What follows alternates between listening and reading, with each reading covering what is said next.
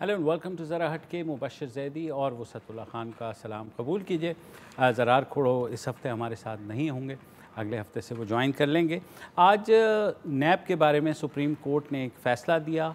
नैब के बारे में आम तासुर यही था कि इसको सियासी मुखालफीन को दबाने के लिए और जो है सियासी इंजीनियरिंग के लिए इस्तेमाल किया जाता है। ये आम तासुर था, मगर आज सुप्रीम कोर्ट में एक 2 रुकनी बेंच जिसकी सरबराही जस्टिस मकबूल बाकर कर रहे थे, उन्होंने एक तफसीली फ़ैसला दिया है। ये बेसिकली पैरागॉन हाउसिंग सोसाइटी का रेफरेंस था जो नैब ने बनाया था साबिक़ वज़ीर रेलवे ख्वाजा साद रफ़ीक और उनके भाई साबिक़ सूबाई वज़ीर सलमान रफ़ीक के ख़िलाफ़। और केस ये था कि उन्होंने वो पैरागॉन हाउसिंग सोसाइटी के जो है ऑल इन ऑल हैं और उन्होंने ज़मीनों में घपले किए हैं, इलीगल अलॉटमेंट्स की हैं।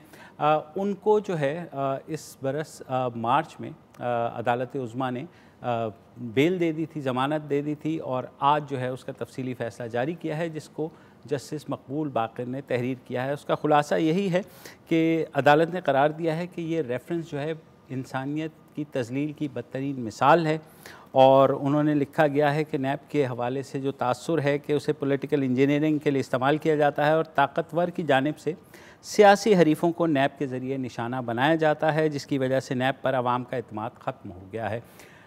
इस केस में ये कहा गया कि एक साहब हैं कैसर अमीन बट जो कि इसमें सुल्तानी गवाह बने थे, उनके बयान पर यह केस बनाया गया। उनका बयान जो है वो दिसंबर 2018 का है, मगर अदालत ने नोट किया कि नैब ने उससे पहले ही मार्च में पहला नोटिस दे दिया था। ख्वाजा साद रफ़ीक साहब को बहुत ज़्यादा वो बोल रहे थे तो नोटिस उनको थमा दिया गया कि जनाब आए ना आप। ये बाद में एक सुल्तानी गवाह क्रिएट किया गया। उस सुल्तानी गवाह के बारे में अदालत ने लिखा कि जब उसका इतराफ़ी बयान लेने के बजाय उसे जुडिशल कस्टडी में देने के बजाय नैब ने अपने ही पास रखा। भारत उस बयान का भी उन्होंने तिया पाँचा किया। उन्होंने कहा उस बयान में कोई ऐसी बात नहीं थी और ना ही इस केस में कोई कंप्लेनेंट सामने आए। अब ओवरऑल जो तासुर है नैब का कि वो सियासी मुखालफीन को निशाना बनाने के लिए इस्तेमाल होते, उसके ऊपर ज़्यादा फोकस किया है जस्टिस मकबूल बाकर ने। अपने 87 सफ़े की ये जजमेंट है, ज़ाहिर है बहुत तवील है, मगर इसके जो रेलेवेंट पहलू वो यही हैं कि आइन की हुक्मरानी की हर कोशिश को भरपूर अंदाज में दबाया जाता रहा है। माजी में बदकिस्मती से बार बार गैर आइनी इक़दामात की गई। इक़्तिदार की हवस और हर चीज़ पर कब्ज़े की ख्वाहिश ने इदारों की हदूद की तौहीन की। ज़मानत के 4 माह बाद जब ये फ़ैसला जारी हुआ है तो वो अदालत ने कहा है कि वाज़ेह नहीं है नैब ने इस केस में कार्रवाई क्यों शुरू की। नैब को प्लाटों की अदम हवालगी की शिकायत मिली या तफ्तीश में कुछ सामने आया। उन्होंने ये कहा कि नैब इतना लंबा अरसे में कुछ भी साबित करने में नाकाम रहा है और उन्होंने कहा है कि जो रेफरेंस है और जो तफ्तीश है उसके दरमियान उसमें तज़ादात हैं और नैब ख्वाजा बरादरान का पैरागॉन सोसाइटी पर कंट्रोल साबित करने में नाकाम रहा है। साथ ही उन्होंने ये भी कहा कि नैब ऐसा क्यों होता है कि पकड़ के और अंदर डाल देता है जबकि वो लोग यहीं मौजूद होते हैं, अवेलेबल भी होते हैं। अदालत उज़्मा ने कहा कि अवाम को आइन में दिए गए बुनियादी हकूक़ से हमेशा महरूम रखा गया है। माशरे में जमहूरी इक़्तिदार की जगह करप्शन और अक़रबा परवरी ने ले ली है। अवाम की फ़लाह और गुरबत का ख़ात्मा तरजीहात में शामिल नहीं है। बदकिस्मती से पाकिस्तान बने 72 साल और आइन पाकिस्तान को बने 47 साल हो चुके, लेकिन आज भी पाकिस्तान की आवाम को आइन में दिए गए हकूक़ नहीं मिल रहे। ये एडिटोरियल है किसी अखबार का या बहरहाल सुप्रीम कोर्ट की जजमेंट है और उसमें फिर हबीब जालिब साहब का उन्होंने शेर का हवाला भी दिया है कि जुल्म रहे और अमन भी हो, क्या मुमकिन है तुम ही कहो। अच्छा, उसके अलावा उन्होंने ये भी कहा है कि जनाब नैब ऑर्डिनेंस के सेक्शन 9 की ख़िलाफ़ वर्जी की जाती रही है और किसी भी सूरत में जो मामलात नैब की जानिब से उठाए गए हैं वो सिर्फ निजी नौइयत के थे। इनमें से किसी में भी ये नहीं कहा जा सकता कि दरख्वास्त गुजारों के सरकारी ओहदे का इन सिविल नौइयत के केसेस से ताल्लुक़ हो। ज़ाहिर है ये कहा गया, आपको पता है प्रॉपर नैरेटिव यही है कि साबका हुकूमत में वो वज़ीर थे, उन्होंने करप्शन की, उसका फ़ायदा उठाते हुए उन्होंने इस पैरागॉन सोसाइटी में से जो है ना प्लॉट्स कब्ज़ाए और फिर उन्होंने ये कहा कि एहतिसाब के नाम पर सियासी मुखालफिन को हरासा करने की रविश जो है ये कवानीन सिर्फ लोगों के बाजू मरोड़ कर उनको दबाव में लाकर उनको खामोश करवाने के लिए इस्तेमाल किए जाते हैं, बजाय मुल्की इदारों को करप्शन और दीगर इल्लतों से पाक करने के ये सूरत हाल को मज़ीद बिगाड़ रहे हैं। और यहाँ मकसद महज ये है कि ये या तो खामोश हो जाएँ या फिर हुकूमत के सामने सर तस्लीम खम कर लें, या फिर कम अज़ कम कुछ अरसे के लिए सियासी मंजरनामे से गायब हो जाएँ। उन्होंने लिखा कि कवानीन सियासी जमातों को तोड़ने और कमज़ोर करने के लिए इस्तेमाल किए जाते हैं। सियासी बोनों को, यहाँ उन्होंने कहा है सियासी बोनों को पहले मुंतखब किया जाता है, फिर उनकी परवरिश की जाती है, फिर उनको प्रमोट किया जाता है और परवान चढ़ाया जाता है, उन्हें ताकतवर ओहदों पर जो है यानी इंतहाई मुमताज़ ओहदों के ऊपर फायज़ किया जाता है।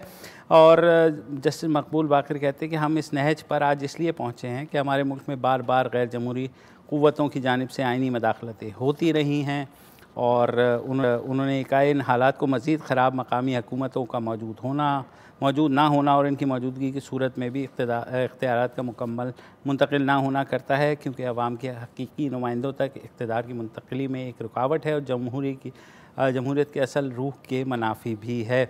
उन्होंने कहा कि अगर किसी भी शहरी के आइनी हकूक़ सल्ब किए जाते हैं तो उसकी कोई कानूनी और मुनासिब वजह होनी चाहिए। उसकी ज़रूरत पेश आने पर ऐसा ही किया जाना मुमकिन है। किसी भी मुलज़िम को ज़मानत दी जाए या ना दी जाए, इसका फ़ैसला करते वक्त ये जहन में रखना चाहिए कि ज़मानत ना देने का मकसद सिर्फ यही हो सकता है कि मुलज़िम की अदालत में हाज़िरी यकीनी बनाई जाए। जब मुलज़िम है तो फिर क्या इसका मकसद ना तो उसको सज़ा देना है और ना ही ज़मानत पर रिहाई किसी खदशे की बुनियाद पर रोकी जा सकती है। उन्होंने वाज़ेह तौर पर लिखा कि नैब कहीं ये साबित नहीं कर सका कि साद रफ़ीक और सलमान रफ़ीक उनके साथ ताउन नहीं कर रहे थे। और तो ये है सर, जैसे मैंने कहा कि ये ऑब्जर्वेशंस हैं और इसके एंड में बड़ा मज़े का उन्होंने लिखा है, लेकिन ये याद रहे कि इन तमाम जो ऑब्जर्वेशंस का जो है असर वो इस केस के मंतकी फ़ैसले पर नहीं पड़ना चाहिए। तो ये असल में ये कोसने हैं ये भड़ास है। हाँ बिल्कुल, कथारसिस है। और जब और ये बात दुरुस्त है जो आखिर में ऑब्जर्वेशन है कि ये अपनी जगह ऑब्जर्वेशन, लेकिन फ़ैसले पे असर नहीं पड़ेगा। अच्छा ठीक है। अच्छा, हालात ऐसे हैं कि हमारे लिए तो ये ऑब्जर्वेशन भी बड़ी गरीबत है, हर बंदा, इसलिए कि हमने बहुत सारे केसेस ऐसे देखे हैं कि ऐसा लगता है कि बस कल तो इस्टेब्लिशमेंट की ऐसी की तैसी करके फाड़ फूड़ के अदालत फेंक देगी। बिल्कुल। और उसके बाद जो है वो जो फैसला आता है वो ऐसे होता है कि जैसे कोई 6 फुट का मूँछों वाला बट साफ टाइप कोई बंदा नहीं होता, कोर्ट का दबदबा ऐसा होता है, और जब आखिर में आवाज़ निकलती है तो बहुत बारीक सी निकलती है। वो आपको फ़ोन कंपनी वाला ऐड याद है ना? हाँ। खैर, अच्छा, अब मसला ये है कि हाँ, जस्टिस मकबूल बाकर साहब काबिल इज़्ज़त हैं मेरे लिए, जज हैं, सब जज काबिल इज़्ज़त हैं, नाम हटा दें। उससे पहले जस्टिस खोसा, उससे पहले यानी इफ्तिखार चौधरी से लेके यहाँ तक कौन सा ऐसा जज है या चीफ जस्टिस है जिसने नैब के लत्ते नहीं लिए? मुझे याद है कि प्ली बार्गेन पे हर जज कहता था कि ये किस तरह का कानून है, ये कैंगरू कोर्ट है और ये प्ली बार्गेन कुछ नहीं है, इंसाफ के तमाम तकाज़ों के मुनाफी है, इसको ख़त्म होना चाहिए। हो गया क्या? नहीं। अच्छा, वो तो ज़ाहिर है पार्लियामेंट ने करना है ना। अच्छा, फिर हर जज जो है वो कहता था कि ये क्या तरीका है कि फ़र्द जुर्म अभी बनी नहीं, बंदे को पहले तंबू कर लिया और महीनों तक उसका पता नहीं है वो किस सेल में पड़ा हुआ है, बस वो तंबू है, जैसे ताज़ा तरीन मीर शकील है। अच्छा, तो ये कानून जो है ये क्या है, ये हमारी समझ में नहीं आता। क्या उस कानून में कोई तब्दीली आई? नहीं, ना ही अदालत ने एक आध दफ़ा कहा कि इस कानून को देखें। कुछ लोग देख भी रहे हैं। मज़े की बात आपने कहा ना तंबू कर दिया, मुझे अभी भी याद आ जाता है, आपको याद होगा मुशर्रफ दौर में नैब ने वो उनको पकड़ लिया था, सिद्दीकुल फारूक को। हाँ, नहीं वो तो ऐसे तो बहुत सारे एनेक्डोट्स हैं ना। मैं ये कह रहा हूँ कि ये जो होता है ना कि ये जो कोसने दिए गए हैं, अगर ये फैसलों में रिफ्लेक्ट नहीं कर रहे तो इनका मुझे कुछ फ़ायदा नज़र नहीं आता। अच्छा, कस्टडी में भी नैब के मरे हैं लोग। बिल्कुल। आज तक इज़्ज़त माब अदालत ने क्या किया स्टैंड क्या लिया कि क्या नैब भी कोई थाना है कि जहाँ SHO सिद्दीक जो है उसकी कस्टडी में लोग मर जाते हैं? नैब तो बहरहाल उससे बरतर रहना चाहिए। फिर दूसरी बात ये कि नैब के कितने अफसरान हैं, ये फ़र्ज़ कर लिया गया है कि नैब फरिश्तों की जमात है। नैब में ऐसे अफसरान भी तो होंगे ऊपर से नीचे तक, कुछ अफसरान कि जो दूध के धुले हुए नहीं होंगे, जिन्होंने ब्लैकमेल भी किया होगा, जिन्होंने तोड़बट्टा भी किया होगा। आप तो चूंकि कानून के कॉरिडोर्स में घूमते रहे, किसी एक को आज तक सज़ा मिली या नहीं हुआ। अच्छा, तकरीर बहुत अच्छी होती है। अच्छा, ये 3541वीं दफ़ा हाई कोर्ट से लेके और सुप्रीम कोर्ट तक मैं सुन चुका हूँ कि जो नैब है इसमें जो ये एहतसाब नहीं, ये सियासी इंतकाम का इदारा है। वक्फा ले लेते हैं और वक्फे के बाद वापस आते हैं।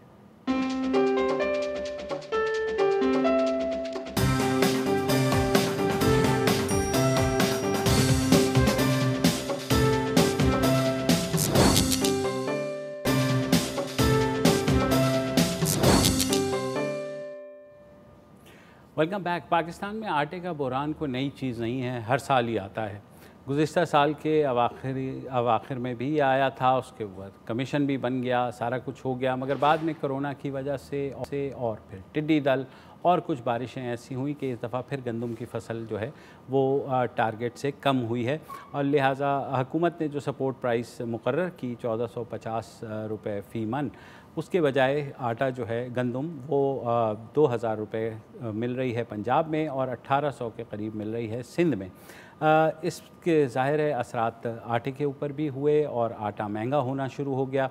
हमने सोचा कि देखें इस सारी सूरत हाल पर नज़र भी डालें। हमारे साथ डॉन के नामा निगार नासिर जमाल हैं जो इस सारी सूरत हाल पर लिख भी रहे हैं। उन्होंने अभी वीट वोज़ के नाम से एक एडिटोरियल भी लिखा है 4 रोज़ कबल डॉन में। Welcome to the show Nasir. तो बताइए इस बार जो गंदम का बहरान है वो कितना संगीन है? देखिए, अगर तो नंबर्स के हिसाब से देखें तो पिछले साल के मुकाबले में इस साल हमारी जो गंदम की जो स्टॉक्स हैं वो कम है। तो पिछले साल ज़्यादा थे और हमारी जो रिक्वायरमेंट थी उससे भी कुछ थोड़े 2-4 लाख टन जो है वो ज़्यादा थी गंदम हमारे पास, लेकिन स्टिल एक बहरान आया। तो इस वक्त तो हमारे पास तकरीबन जो है 1 मिलियन टन से कोई 1.5 मिलियन टन के करीब जो है शॉर्टेज। तो इससे आप अंदाज़ा कर लें कि ये किस तरफ जा सकता है अगर हमने ये शॉर्टेजेस पूरी ना की जल्दी, अर्जेंटली। तो अभी जो है अभी सिचुएशन ये है कि अभी कोई इस तरह से कोई एक्यूट शॉर्टेजेस कहीं नहीं आ रही, लेकिन दो तरह की शॉर्टेजेस आ रही हैं। एक तो शॉर्टेज ये आ रही है कि फॉर एग्जांपल आप एक ख़ास किस्म के ब्रांड या एक ख़ास मिल का आटा खाते हैं तो वो बाज़ जगहों पे आपको वो अवेलेबल नहीं है। एक तो ये शॉर्टेज है और दूसरे ब्रांड्स के और आटा जो है वो आपको मिल जाता है लेकिन आपकी पसंद का नहीं। दूसरी शॉर्टेज जो आ रही है वो ये है कि जो आप बड़े मेजर अर्बन सेंटर से बाहर निकल जाए तो उसमें जो है आपको बाज़ दफ़ा 1 से लेके 3 या 4 दिन जो है आटा अवेलेबल नहीं होता मार्केट में, बाज़ार में। तो ये एक है, मतलब ये को बहुत लंबा नहीं चलता कि हफ्ता 10 दिन या लाइनें नहीं भी लग रही, लेकिन ये कि आधे शहर में अगर अवेलेबल है तो आधे में नहीं अवेलेबल। सो ये एक दूसरी तरह की है। अच्छा, जो थोड़ा सा अगर पीछे जाएं, जनवरी में जब बहरान आया था फिर कीमतें बढ़ी, फिर एक आटा कमीशन भी बन गया, फ्लोर मिल्स के ख़िलाफ़ एक्शन भी हुआ, होर्डर्स के ख़िलाफ़ भी एक्शन हुआ, अभी फिर एक्शन हुआ है सारा। तो ये इस सूरत हाल में कंट्रोल करने की हुकूमत ने कोशिश की, मगर जैसे आपने भी लिखा कि 1450 रुपये फ़ी मन मिल रही सपोर्ट प्राइस की है, मगर वो मिल 2000 रुपये की रही है। तो ये ऑटोमेटिकली आटे की प्राइस बढ़ रही है। तो क्या महंगा आटा अवेलेबल रहेगा या हमें इंपोर्ट करना पड़ेगा जो शॉर्टेज है? जी, हम शॉर्टेज तो है, इंपोर्ट तो हमें करनी पड़ेगी गंदम। ये तो जो हमारे मिनिस्टर हैं food national security minister Fakhar इमाम, उन्होंने भी कैबिनेट में रिसेंटली कहा है कि 1.5 मिलियन टन जो है वो शायद हमें इम्पोर्ट करनी पड़े। तो ये तो है कि हमें जो अपनी जो शॉर्टेजेस हैं मिलियन टन या 1.5 मिलियन टन की, वो उसको पूरी करने के लिए वो तो इम्पोर्ट करनी पड़ेगी और जल्दी करनी पड़ेगी। अगर हम इसको डिले करेंगे, क्योंकि हम ज़्यादातर जो गंदम बाहर से मंगवाते हैं वो यूक्रेनियन गंदम होती है जो जुलाई के शुरू में आती है, और वो हमारी गंदम के करीब होता है उसका जो उसकी सारी कॉम्पोजिशन है, तो वो हमें ज़्यादा सूट करती है। तो इसलिए हम उसमें कोई तकरीबन 1.5 से 2 माह लगते हैं यूक्रेनियन गंदम आने में। अभी तक जो प्राइवेट जो इम्पोर्टर्स हैं उन्होंने अभी तक जो मेरी इत्तला है उसमें 2 ऑर्डर्स हैं, 2 शिप्स हैं जो कि तकरीबन दोनों मिला के 1 लाख टन के करीब की इम्पोर्ट है। तो वो अभी जो है वो आप ये कह लें कि तकरीबन जुलाई का मिड है, तो वो अगस्त के एंड या सितंबर में वो शिप आएंगे। तो अगर आज आप ऑर्डर करेंगे, आज आप इंपोर्ट करना शुरू करेंगे, सारा प्रोसेस पूरा करेंगे, तो तकरीबन 1.5 से 2 महीने, ज़्यादातर तो 2 महीने जो है वो लगेंगे। तो गवर्नमेंट जो है उसको तेज़ी से इस पे काम करने की ज़रूरत है। ये फैसला अभी उन्होंने कर तो लिया हुआ कि इंपोर्ट करनी है, लेकिन उस पर अभी तक कोई आगे बात नहीं चल रही कि किसने करनी है, प्राइवेट सेक्टर से करवानी है, खुद करनी है, टीसीपी ने करानी है, टीसीपी ने आगे बेट करके करनी है, डायरेक्ट ही करनी है, ये अभी तक कोई समझ नहीं आ रहा। ठीक है नासिर, एक वक्फा लेते हैं, वक्फे के बाद आपके पास और ये भी पूछेंगे कि ये जो होर्डर्स के ख़िलाफ़ एक्शन हुआ था उसका क्या बना।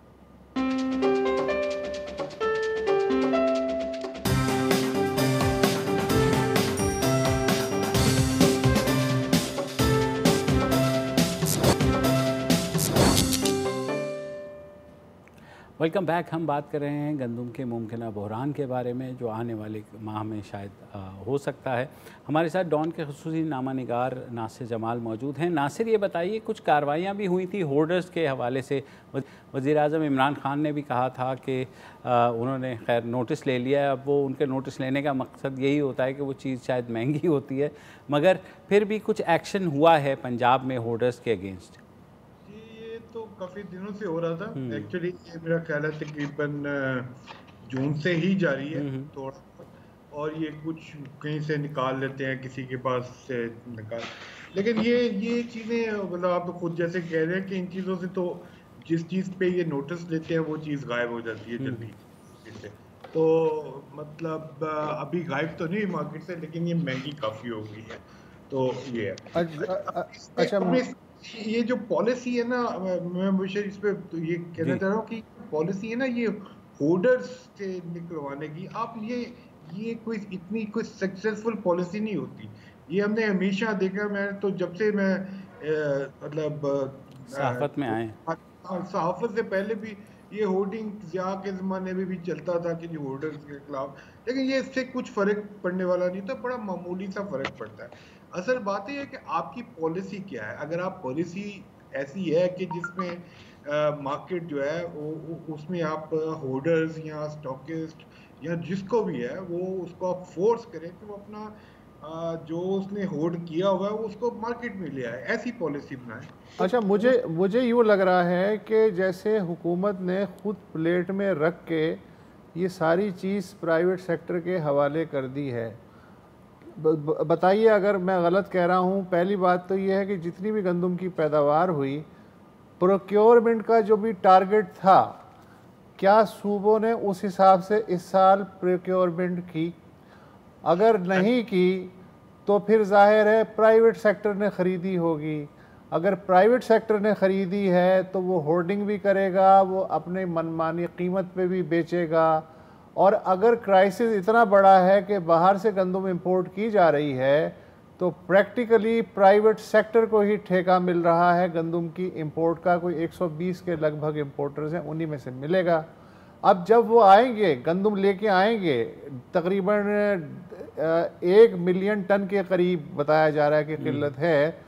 अगर वो 1 मिलियन टन में से 6 लाख या 8 लाख टन भी ले आते हैं तो इसका मतलब है कि वो भी प्राइवेट पार्टीज़ के पास ही रहेगी, हुकूमत के गोदामों में तो नहीं जाएगी।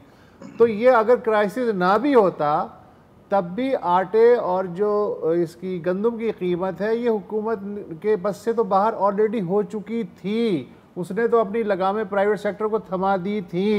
क्या मैं दुरुस्त कह रहा हूँ या गलत? इसमें दो चीज़ें हैं। नंबर ये कि नंबर वन, ये जो आप कह रहे हैं कि गवर्नमेंट ने प्रोक्योरमेंट वाला, ये बेसिकली प्रोक्योरमेंट वाले ही इशू की वजह से एक जो है ना वो शुरू हुआ है सारा प्रॉब्लम। अच्छा, उससे भी पहले मैं आपसे एक जो बात करनी चाह रहा हूँ वो ये कि जो मार्केट होती है, मार्केट जो कीमतें कम होती हैं बढ़ती हैं, एक तो हम कहते हैं ना कि जी सप्लाई और डिमांड का गैप उसकी वजह से, लेकिन उससे भी पहले एक होता है sentiment, market sentiment. Market sentiment कैसे बनता है? मार्केट सेंटीमेंट ऐसे बनता है जैसे गंदम की कटाई या गंदम की फसल लगी, उस पर हमें बताया गया जी कि इतने 1000 हेक्टेयर पे हमने लगा दी और ये टारगेट है हमारा। जैसे इस दफा हमने कहा 27 मिलियन, उसमें लोकस्ट आ गया। अच्छा, सब कुछ जो है ना मतलब बारिशें हो गई, मौसम खराब हो गया वगैरह वगैरह सारी चीजें आई।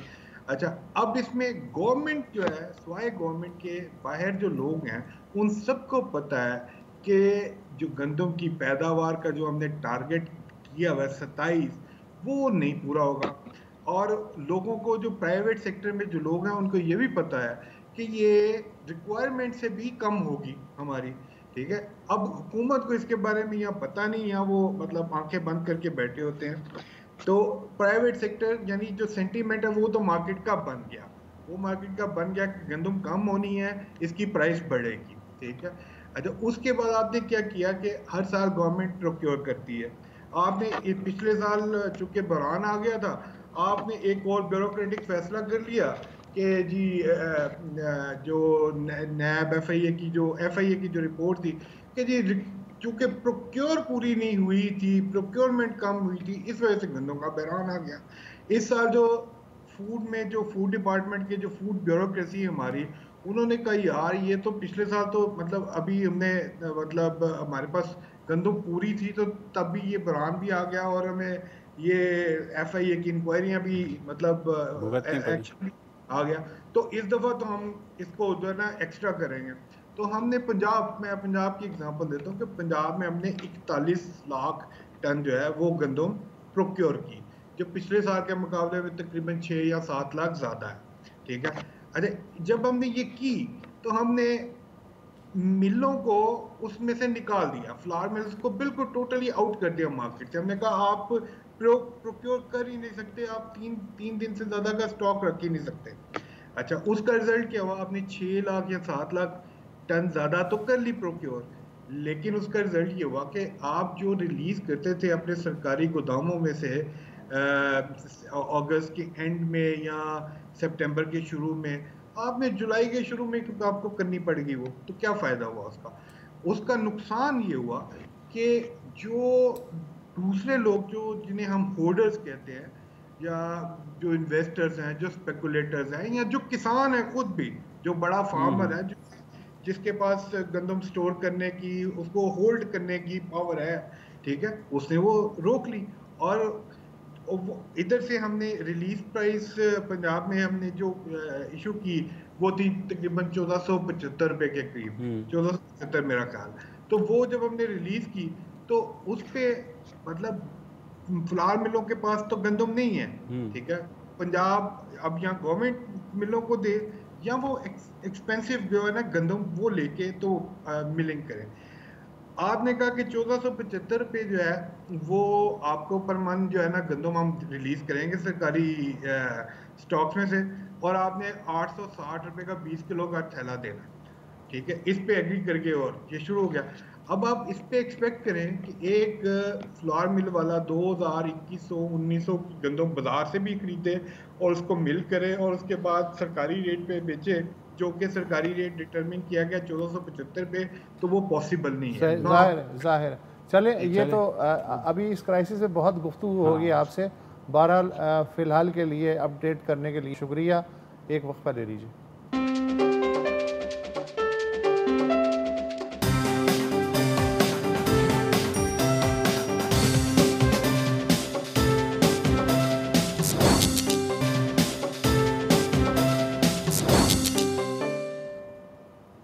Welcome back. Monsoon tree plantation की मुहिम का आगाज़ हो चुका है। वफाकी सतह पर अगर देखें तो पीटीआई की जो फ्लैगशिप प्रोजेक्ट है 1 बिलियन ट्री सुनामी, उसमें भी अनाउंस किया गया है कि 25 मिलियन यानी 2 करोड़ 50 लाख दरख्त मज़ीद लगाए जाएंगे, पौधे लगाए जाएंगे। और ये ऐसा मंसूबा है जिसको बैनुल-अक़वामी तौर पर भी बहुत सराहा गया है। ऐसे ही एक मंसूबा सिंध में भी चल रहा है। जो सिंध की साहिली पट्टी है वहाँ पर जो मैंग्रोव्स हैं वो लगाए गए हैं बड़ी तादाद में। मैं ख़ुद कल केटी बंदर गया और देख के हैरान हो गया। सिंध की साहिली पट्टी पर गुज़िश्ता कई बरसों से जो है सी जो है वो ऊपर चढ़ रहा था और लैंड क्लेम कर रहा था। सिंध के वाइल्ड लाइफ डिपार्टमेंट ने इसमें बहुत ज़्यादा काम किया हालिया बरसों में, और उन्होंने उनके मुताबिक अब तक वो 1 अरब 25 लाख जो है मैंग्रोव्स लगा चुके हैं और तकरीबन 5 लाख हेक्टेयर्स पर मुश्तमिल ये एरिया कवर किया है। उनका जो टारगेट है वो 10 अरब दरख्त लगाने का है। हमारे साथ chief conservation officer Sindh department के रियाज वगन साहब मौजूद हैं। रियाज साहब, बताइएगा इस मंसूबे के बारे में। अस्सलाम वालेकुम। ये Sindh forest and wildlife department है, इसमें फॉरेस्ट और वाइल्ड लाइफ दो अलग विंग्स हैं। जी। तो फॉरेस्ट विंग जो है हमारी, वो बेसिकली पूरे सिंध की जंगलात को जो है वो कंट्रोल करती है और उसमें मैनेजमेंट करती है। तो उसमें फिर हमने 3 जो है वो उसके फर्दर रीजन्स बनाए हुए हैं, जिसमें से मैंग्रोव्स और रेंजलैंड्स की एक अलग रेंज है और पूरा रीजन है। उसमें तकरीबन 2000 समझ लें कि 1993 से हमने मैंग्रोव्स की रिहेबिलिटेशन का जो है वो काम स्टार्ट किया। और वो बड़ा शुरू में जो है सेंसिटाइजेशन की लोगों की, और उसके बाद अवेयरनेस कैंपेन थी जिसमें हमारे साथ IUCN ने और दूसरी NGOs ने भी रोल अदा किया। मुझे ये बताइए सीधा 93 में कितना रकबा था जिस पे मैंग्रोव्स थे, और आपने 2020 तक कितना इजाफा किया, ये बता दें बस। सर 1993 के जो फिगर्स हैं उस वक्त तकरीबन 80,000 हेक्टेयर्स की फिगर्स थी जो अवेलेबल मैंग्रोव थे इन एंटायर इंडस डेल्टा। और अब हमारे जो लेटेस्ट GIS बेस्ड एस्टिमेट्स हैं उसके हिसाब से तकरीबन कोई 2,10,000 हेक्टेयर्स हैं, विच मीन्स के तकरीबन कोई 1,30,000 हेक्टेयर्स का रकबा हमने अल्लाह की मेहरबानी से बढ़ाया है। और इसमें जो इम्पेटस था, जो तेज़ी आई है, वो आई है 2008 से लेके अब तक जो है 2020 तक, जिसमें हमने मैक्सिमम एरिया कवर किया है। अच्छा, इसका मतलब ये हुआ कि अगर आपने 80,000 से 2,20,000 हेक्टेयर माशाल्लाह इजाफा कर लिया है, एक तो मुबारकबाद। इसका मतलब ये हुआ कि फिर तो श्रिम्प्स की पैदावार भी इसी तनासुब से बढ़ गई होगी, फिर तो मछली की पैदावार भी इसी तनासुब से बढ़ गई होगी, फिर तो ठट्टा और बदीन में जो ज़मीन का कटाव है, जो समंदर ले जाता था हर साल 50,000 एकड़ से ज़ायद ज़मीन, वो भी कटाव रुक गया होगा। ये सब हो गया क्या? असल में ये इकोसिस्टम है, उसको जब आप इम्प्रूव करते हैं तो डेफिनेटली बाकी एसोसिएटेड चीज़ें बीच में जो है वो आती हैं। अब जब फिशरी की नस्ल का ताल्लुक है, उसकी ब्रीडिंग का ताल्लुक है, वो तो डेफिनेटली मैंग्रोव्स में बहुत बड़ी है और वहाँ पे एक्टिविटी भी जो है आपको नज़र आएगी। लेकिन उसके साथ साथ जो इश्यू है वो ये है कि हम जब कतरा और बुल्ला नेट इस्तेमाल करेंगे, छोटे से छोटा नेट इस्तेमाल करेंगे, तो वो नस्ल कशी वो तो अपनी जगह पे हो रही, उसकी मैनेजमेंट नहीं, वो तो एक अलग बाजू है। हाँ, लेकिन बड़ा है, वो डेफिनेटली बड़ा है। और उसमें एक्टिविटी जो पहले बिल्कुल नहीं थी, जो बिल्कुल मड फ्लैट थे, वहाँ अभी पूरा का पूरा इकोसिस्टम रिवाइव हुआ है। बहुत अच्छा, good luck for your project. और पाकिस्तान में जो मैंग्रोव रिजर्व्स हैं वो दुनिया में उनका नंबर 7वां है, विच इज़ ग्रेट। अब सस्टेन करने वाली बात है। तो आज इतना ही, कल फिर नए मौजूआत के साथ हाजिर होंगे। खुदा हाफिज़।